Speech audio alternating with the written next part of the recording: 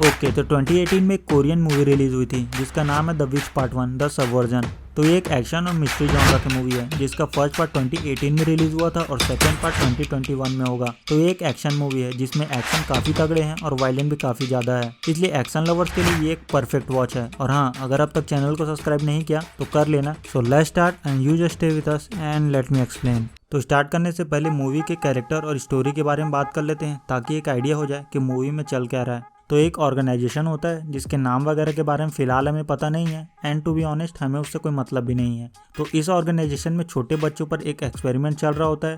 तो इस एक्सपेरिमेंट में 8 से 10 साल के बच्चों को एक गवर्नमेंट फैसिलिटी में लाया जाता है और उनके ब्रेन का डीएनए और जीन्स को ट्रांसप्लांट करके उन्हें सुपर ह्यूमन में बदल दिया जाता है, जिनसे उनकी पावर काफ़ी ज़्यादा बढ़ जाती है, पर वो काफ़ी ज़्यादा वायलेंट भी हो जाते हैं, इसलिए उन्हें कंट्रोल कर पाना काफ़ी मुश्किल होता है। और इस एक्सपेरिमेंट की जो इंचार्ज होती है उसका नाम होता है डॉक्टर बेक, जो एक ब्रेन स्पेशलिस्ट है। तो एक्सपेरिमेंट काफ़ी सही चल रहा होता है, पर उन्हें जल्द ही रियलाइज हो जाता है कि वो लोग बच्चों के पावर तो बढ़ा सकते हैं, पर उनके वायलेंट बिहेवियर होने की वजह से उन्हें कंट्रोल कर पाना काफ़ी मुश्किल होता है, जो फ्यूचर में उनके लिए सही नहीं है। इसलिए ऊपर हेडक्वार्टर से उन्हें ऑर्डर आता है कि सभी बच्चों को मार दिया जाए, और उन्हें मारने का केवल एक ही तरीका होता है कि सीधे उनके सर पर मारा जाए। तो अब आते हैं मेन प्लॉट पर, जहां डॉक्टर बेक अपने साथी चॉय और दूसरे साथियों के साथ फैसिलिटी में ऑलमोस्ट सभी बच्चों को मार देती है, पर उनमें से 2 लोग वहां से किसी तरह भागने में कामयाब हो जाते हैं। पर उनमें से एक को चॉय पकड़ने में कामयाब हो जाता है, पर दूसरी बच्ची जिसका नाम जायून होता है और वो इनमें सबसे ज्यादा पावरफुल और खतरनाक होती है, वो किसी तरह भागने में कामयाब हो जाती है। बेक चॉय को बोलती है कि इस बारे में टेंशन लेने की जरूरत नहीं है, बस हेडक्वार्टर में बता देना कि उसकी मौत हो चुकी है, क्योंकि वो ज्यादा दिनों तक जिंदा नहीं रहने वाली। अगले दिन सुबह जायून एक फार्मर को उसके फार्म में मिलती है जिसका नाम मिस्टर कू होता है और उसे काफी चोट लगी थी। जिसके बाद डॉक्टर मिस्टर कू को बताता है कि टेंशन वाली कोई बात नहीं है, उसे मामूली चोट वगैरह लगी है तो वो जल्दी ठीक हो जाएगी। पर एक प्रॉब्लम है कि उसे उसके पास्ट के बारे में कुछ भी याद नहीं है, इवन उसे उसका नाम तक याद नहीं है। तो पॉसिबिलिटी है कि उसकी याददाश्त चली गई हो, और उसकी याददाश्त कब आएगी इस बारे में कुछ भी नहीं कहा जा सकता।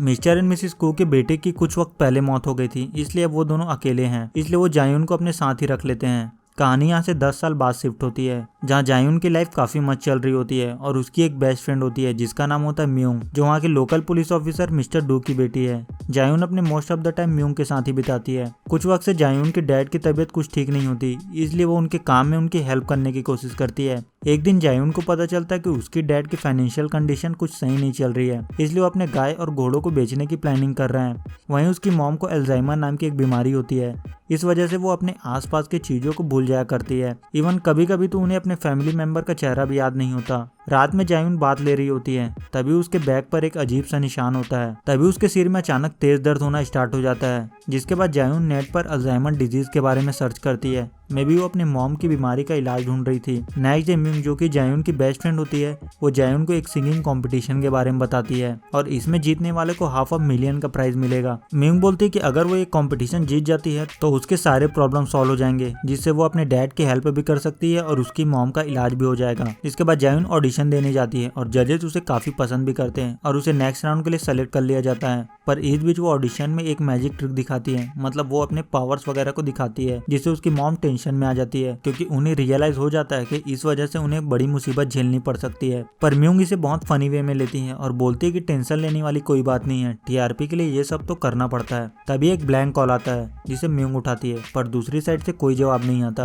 और रात में जायून के सिर में दोबारा दर्द स्टार्ट हो जाता है। अगले दिन नेक्स्ट राउंड के लिए जायून और म्यूंग सियोल जाते हैं। अभी एक अननोन पर्सन जिसका नाम नूबल होता है उन्हें ट्रेन में मिलता है। तो नूबल वही लड़का होता है जो बचपन में जायून के साथ फैसिलिटी से भागने में कामयाब हो गया था, पर बाद में उसे पकड़ लिया गया था। नूबल जायून को बोलता है कि वो उसे पहले से जानता है, पर जायून बोलती है कि वो उसे नहीं जानती और शायद उसे कोई गलतफहमी हुई है।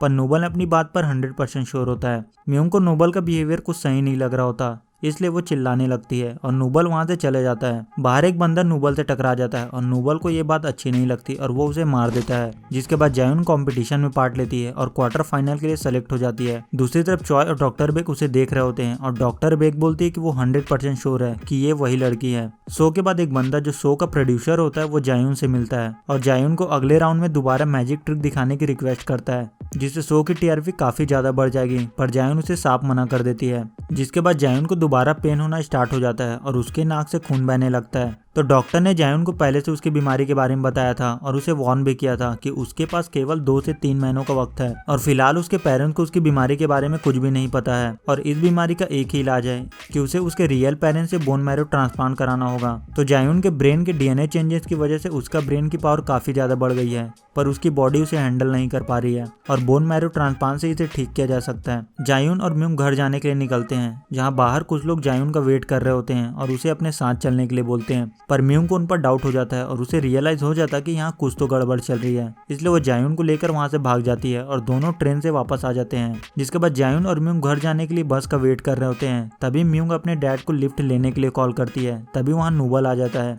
नोबल जायुन को बोलता है कि उसके माँ बाप अब बूढ़े हो चुके हैं, इसलिए उसे टाइम पर घर चले जाना चाहिए। जिसके बाद जायुन भागकर टैक्सी स्टैंड जाती है। ऑफिसर डू जायुन के घर जाते हैं, जहां नोबल अपने साथियों के साथ जायुन का उसके घर के बाहर वेट कर रहा होता है। डू को उन्हें देखकर उन पर डाउट होता है और डू उन्हें उनका आईडी कार्ड दिखाने के लिए बोलता है। जिसके बाद जायुन और म्यूंग घर पहुंचते हैं। म्यूंग वहाँ अपने डैड को ना पाकर थोड़ी डर जाती है। जिसके बाद वो दोनों अंदर जाते हैं, जहाँ म्यूंग के डैड और मिस्टर को गेम खेल रहे होते हैं। ऑफिसर डू जायुन से पूछते हैं कि क्या वो उन लोगों को पहले से जानती है, पर जायुन बोलती कि वो उन्हें नहीं जानती।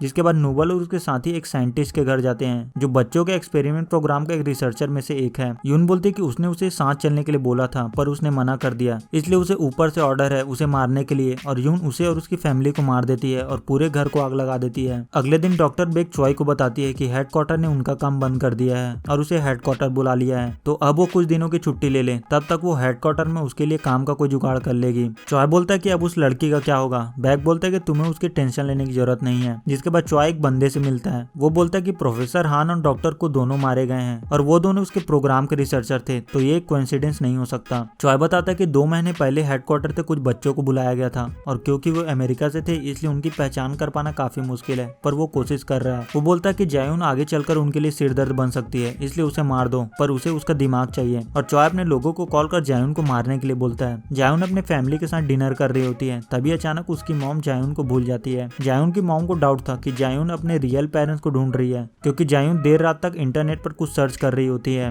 जिसके बाद रात में जायुन के सिर में दोबारा दर्द स्टार्ट हो जाता है। तभी जायुन को उसके डैड की आवाज सुनाई देती है। जब जायुन बाहर जाती है तो देखती है कि कुछ लोग उसके घर में घुस आए हैं और उन्होंने उसके पेरेंट्स और म्यूंग को बंदी बना लिया है। जायुन बोलते कि आखिर वो लोग कौन है और उसके साथ ऐसा क्यों कर रहे हैं, और वो लड़की नहीं है जिसे वो लोग ढूंढ रहे हैं। पर वो लोग जायुन की बात को नहीं मानते और म्यूंग को मारने की कोशिश करते हैं और जायुन सडनली एक झटके में सबको खत्म कर देती है।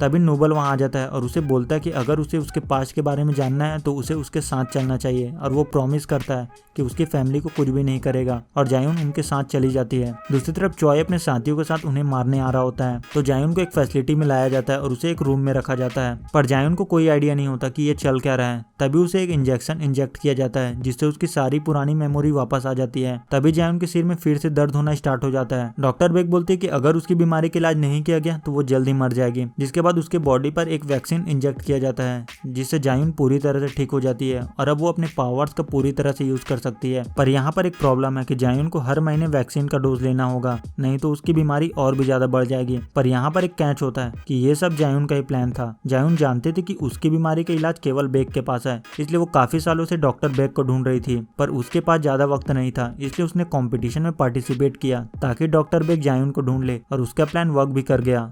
और अब जायुन सबको मारना स्टार्ट करती है और डॉक्टर बेक को रियलाइज हो जाता है कि वो बहुत बड़ी मुसीबत में फंस चुकी है, इसलिए वो रूम के अंदर जहरीली गैस छोड़कर जायुन को मारने की कोशिश करती है, पर कोई फायदा नहीं होता। जायुन बेक से फॉर्मूले के बारे में पूछती है। तभी चॉय अपने साथियों के साथ आ जाता है और सबको मारने लगता है, पर यून एक एक कर चॉय के सारे लोगों को मार देती है।